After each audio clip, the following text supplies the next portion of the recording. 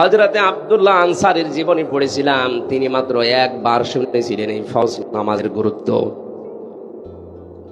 পরিবারস্থ লোকদেরকে গর্তের ভেতরে রেখে হলেও তিনি নামাজে আসতেন। হযরত ওমর একদিন নালিশ দিলেন, ইয়া রাসূলুল্লাহ, এই লোকটা প্রতিদিন পেছনে আসে নামাজে আর সবার আগেই দৌড় দিয়ে চলে যায়। আপনি মুনাফিকদের যে আচরণ বলেছিলেন, মুনাফিকদের জন্য বাজার ভালো লাগে বেশি, মসজিদ ওদের কাছে খারাপ লাগে। লোকটা আসে সবার পেছনে আর চলে যায় সবার আগে। আপনি এবার বলেন লোকটা কি? নবীজি বলেন, আন্দাজে মন্তব্য করা ঠিক নয়, চলো দেখি তার বাড়িতে গিয়ে। কয়েক সাহাবীকে নিয়ে নবীজি তার বাড়িতে গেলেন। ডাক দিলেন, আব্দুল্লাহ বাড়িতে আসো। আসসালামু আলাইকুম ইয়া আহলাল বাইত। একবার, দুইবার, তিনবার ডাক দেওয়ার পরে কাঁপতে কাঁপতে হযরতে আব্দুল্লাহ আসলেন। নবীজি বলেন, দেখো, আমি নবী যদি কারো উপর অসন্তুষ্ট হয়ে যায়, মহান আল্লাহ তার জীবনের সব আমল বাতিল করে দেয়। আমি কি তোমাকে তিনবার ডাক দেওয়ার পরে আসলে কেন প্রথম ডাকে সাড়া দিলে না? হযরত ওমর তোমার নামে কয়েকটা কথা বলেছে, জবাব চাই। হযরতে আব্দুল্লাহ বলে, ইয়া রাসূলুল্লাহ, জবাব আমি দেব। আপনি যখন প্রথম আমাকে ডাক দিয়েছিলেন, আমি আপনার মুখে শুনেছিলাম যে মানুষ নিজে শুধু বাঁচলে হবে না, পরিবারকেও বাঁচাতে হবে। আমার স্বামী স্ত্রীর নামাজ পড়ার মতো কাপড় পোশাক শুধুমাত্র একটা, বাকি যে কাপড় আছে ওগুলো দিয়ে অন্তত নামাজ আদায় করার মতো কাপড় না। আমি নামাজ পড়তে গিয়ে যদি আপনার পেছনে নামাজ পড়ার পরেও বসে সময় নষ্ট করি, আমার স্ত্রী বাড়িতে যাকে আমারে বাঁচানো লাগবে তার তো নামাজ কাজা হয়ে যাবে। এজন্য আমি দৌড় দিয়ে বাড়িতে চলে আসি। বড় পোশাক পরে শরীয়তে যেভাবে থাকা যায় ওইভাবে আমি সামনে যেতে পারি না, এজন্য ঘরের ভেতরে একটা গর্ত আমি করে রেখেছি। ছোট পোশাক পরে আমি ওই জায়গায় নেমে যাই। স্ত্রী এই বড় পোশাকটা পরে নামাজ আদায় করে, ওই পোশাকটা আমারে দিলে ওইটা নিয়ে আমি বাইরে আসি। আল্লাহর নবী তার কথাগুলো শুনছিলেন আর কাঁদছিলেন। হঠাৎ তাকিয়ে দেখলেন উঠানের উপরে একটা বাচ্চাকে শিকল দিয়ে বাঁধা। নবীজি বলেন, ওরে জড়ি দিয়ে শিকল দিয়ে বেঁধে রেখেছ। সাহাবী বলে, হে নবী, আমি আপনার মুখে শুনেছি লা ইয়াদখুলুল জান্নাতা জাসাদুন গুযিয়া বিল হারাম। ওই শরীর জান্নাতে যাচ্ছে না, যাবেও না যার শরীরটা হারাম দিয়ে লালিত পালিত হয়। আমি যে পোশাকটা পরে বাইরে কর্মজীবনে যাই, আমার এই সন্তানটা ছোট মানুষ, আমার স্ত্রী তো ঘর থেকে ওভাবে বারবার বের হতে পারে না। ওই যে একটা খেজুর গাছ দেখছেন, ওইটা বাঁকা হয়ে ইহুদির বাগানের খেজুর গাছ আমার উঠানের উপরে এসেছে। ওখান থেকে বাঁকা খেজুর যখন পড়ে, আমার এই ছোট ছেলেটা না বুঝে হয়তো দু একটা কুড়িয়ে খেয়ে ফেলতে পারে। আমি মুসলিম দাবি করি, আমি আপনার উম্মত। আমার সন্তান যদি মানুষের জিনিস না বলে খায়, এটা চুরির ভেতরে গণ্য। চুরির যে সংজ্ঞা আছে, কারো জিনিস না বলে নেওয়া, না বলে খাওয়া, এর নাম চুরি। এর নাম কি? আমি মুসলমান, আমার এই নামে কলঙ্ক হয়ে যাবে। এই জন্য যতক্ষণ আমি কর্মজীবনে বাইরে থাকি, ছেলেটাকে বেঁধে রাখতে আমার কষ্ট হয়, এরপরও আমার ছেলেটারে আমি বেঁধে রাখি। আমার ঘটনা বলা উদ্দেশ্য নয়, এই হাদিসটা আমি এই জন্য বলছি, এই মানুষগুলোর দিকে তাকান। আল্লাহর ফরজ বিধানের কথা মাত্র তারা জীবনে একবার শুনেছিল, কত গুরুত্ব দিয়েছে। আমরা জন্মের পর থেকে শুনতেছি নামাজ, এই নামাজের গুরুত্ব, আমাদের কাছে গুরুত্ব আসে না। আউয়ালু মা ইউহাসাবু বিহিল আবদু ইয়াউমাল কিয়ামাতিস সালাহ। নবীজি বলেন, কিয়ামত যেদিন কায়েম হবে, সর্বপ্রথম আল্লাহ কিন্তু মানুষকে নামাজের হিসেব ধরবেন। জিজ্ঞাসা করবে, হামজা, জীবনে নামাজ পড়েছিলি কিনা আগে বল। আমার জীবনে যদি ফরজ সেজদাগুলো না থাকে, ওই দিন আমি কিন্তু 100 ভাগ ধরা খেয়ে যাব। মিথ্যা যদি বলি, হ্যাঁ আমি নামাজ পড়েছিলাম, আল্লাহ রাব্বুল আলামিন বলেন, তাহলে সেজদা দিয়ে এবার দেখা। বেনামাজি মানুষগুলো সেজদা দিতে পারবে না, সূরা কলমের ভেতরে আছে। আল্লাহ পাক বলেন, ওই মানুষগুলো তখন উল্টিয়ে পড়বে, লক্ষ লক্ষ মানুষের সামনে তখন তারা অপমান হবে। সুতরাং কিয়ামতে কোটি কোটি মানুষ থাকবে, এগুলোর সামনে অপমান না হয়ে যদি সম্মান পেতে চায়, আমাদের ইজ্জত দশায় নামাজের দরকার আছে না নেই? আশা করছি আজকের এই ওয়াজ শোনার পর থেকে মরণ পর্যন্ত ফরজ নামাজ ছাড়বেন না। যত বড় গুরুত্বপূর্ণ কাজ থাক না কেন, অন্তত যদি নফল আর সুন্নত পড়তে নাও পারেন, পরে পড়ে নিন, ফরজটা অবশ্যই আদায় করবেন।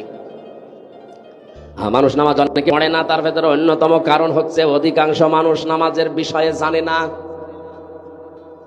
আমার কুষ্টিয়া জেলার গ্রামের বাড়িতে যেখানে হালসা, মাঝে মাঝে ওখানে যেতাম, যেয়ে দেখি ফজরের নামাজে মাত্র 3 জন। ইমাম সাহেব মুয়াজ্জিনকে বললাম, কই মানুষ কই? বলে হুজুর এলাকার মানুষ নামাজ পড়ে না। পড়ে না, এ দোষ শুধু ওদের না, এ দোষ আমার। আসলে নামাজ যে কি, নামাজের ভেতরে কি পাওয়া যায়, নামাজে কি মজা আছে, এটা এলাকার অধিকাংশ মানুষ জানে না। এই কারণে ওরা নামাজে আসে না। সুতরাং এটা আগে জানানো লাগবে। সূরা ফাতিহা বাদ দিয়ে 4টা সূরা যদি শুদ্ধ করে অর্থ সহ একটু আড্ড হলেও ব্যাখ্যা সহ ওদেরকে জানানোর ব্যবস্থা করা যায়। নামাজের 13টা ফরজ 14টা ওয়াজিব দিয়ে অন্তত নামাজ কি এটা যদিও নামাজের শান্তি পায়, এই 3 জন না, এই ফজরের নামাজে 300 মানুষ হাজির হবে। একটা মাদ্রাসা করে দিয়েছিলাম আমার মায়ের নামে। 1টা বছর পরে দেখি নামাজি প্রায় 5 থেকে 6 কাতার এখন প্রায় নামাজি হয়ে গেছে। মানুষ তো তারাই ছিল, শুধুমাত্র কোরআনে কারীম জানার ব্যবস্থা করে, বোঝার ব্যবস্থা করে দেওয়ার কারণে এখন তারা নামাজে মজা পেয়েছে, পিটালেও এখন তারা নামাজ ছাড়বে না। আপনারাও এলাকায় এরকম ব্যবস্থা করবেন, মসজিদে হোক, খানকায় হোক, মাদ্রাসায় হোক, মক্তবে হোক, নামাজ, ইসলাম মূল নীতি যেগুলো আছে, এই ফরজ বিধানে এগুলো মানুষকে জানানোর ব্যবস্থা করেন। মানুষ যদি সত্যিই নামাজে মজা পেয়ে যায়, ওই যে 2 জন সাহাবীর কথা হাদিসে এসেছে, বিশ্বনবীর পাহারায় রেখেছিলেন। তাবু পাহারাতে গিয়ে একজন বসে সারা রাত এভাবে 2 জন জেগে থেকে লাভ নেই, একজন ঘুমিয়ে যায় আর একজন পাহারা দাও। সাহাবী চিন্তা করছে, যখন ঘুমিয়ে গেছে আমি সময়টা নষ্ট না করে নামাজে দাঁড়িয়ে কাটাই, কারণ এমনি কোরআন পড়লে সওয়াব হবে, 10টা করে নেকি হবে, আর নামাজে দাঁড়িয়ে তেলাওয়াত করলে 70টা নেকি হবে। তো সময়টা কাজে লাগায় আমি নামাজে দাঁড়িয়ে নামাজে তেলাওয়াত করছিলেন। দুশমন এসে দেখে কালো একটা পিলারের মতো কি যেন দাঁড়িয়ে আছে অন্ধকারে, মানুষ না পিলার বুঝতে পারার জন্য তীর নিক্ষেপ করেছে। তীরটা এসে তার ডান বাহুর ভেতরে লেগেছে। না যে তেলাওয়াতে তিনি এমন মজা পাচ্ছিলেন, নামাজ ছেড়ে দেননি। বাম হাতের ভেতরে আরেকটা লেগেছে। চিন্তা করছে, এভাবে 2টা লাগার পরে এখন যদি আমার বুকের ভেতরে, পিঠের ভেতরে একটা তীর লেগে যায়, আল্লাহর নবী আহত হয়ে যাবেন। এই চিন্তা করে তিনি নামাজ শেষ করে সাহাবী পাশে যেটা আছে তাকে জাগালেন। জাগিতে ঘুম থেকে উঠে দেখছে 2 পাশে 2 তীর। ডাক দিয়ে বললেন, এ আমার সাথে 2 পাশে 2 তীর কেন? তিনি বিস্তারিত বলার পরে বললেন, আমাকে কেন ডাকলেন না? সাহাবী বলে, আল্লাহর বান্দা, আমি নামাজে দাঁড়িয়ে আমার আল্লাহর সাথে কথা হচ্ছিল, এত বেশি মজা পাচ্ছিলাম এই নফল নামাজটাতে। প্রথম তীরটা লাগার পরে আমি খেয়াল করি নাই, দ্বিতীয় তীরটা লাগার পরেও আমি খেয়াল করছিলাম না। মনের ভেতরে একটা চিন্তা এসেছিল, কি যেন আমার শরীরে এসে বিদ্ধ হয়েছে। চিন্তা করলাম, আপনি তো ঘুমিয়ে আছেন, কি যেন এসে বিদ্ধ হয়ে গেল। এই অবস্থায় যদি আরেকটা কিছু এসে আমার বুকের উপরে লাগে, আমি যদি মারা যাই, তাহলে বিশ্ব নবী আহত হয়ে যাবেন। এই চিন্তা যদি মনের ভেতরে উকি না দিত, জীবন চলে গেল, আমি নামাজ বাদ দিতাম না। তারাও তো আমাদের মতো রক্ত মাংসের মানুষই ছিলেন। অনেক মানুষ বলে, আমি নামাজ পড়তে পারি না, কাজের যন্ত্রণায়। আপনার মতো মানুষই আছে, তারা কাজ করে খায় কিন্তু ফরজ নামাজ ছাড়ে না। এখানে যে কর্মজীবনে আছেন, কর্মজীবন তো লাগবেই। আল্লাহ কর্ম করার আগেই নামাজের পয়েন্টটা আগে দিয়েছেন আয়াতে। এই জন্য মূল কথা এইটাই, আমরা যাই করি নামাজ যেন ফরজটা বাদ না দেই।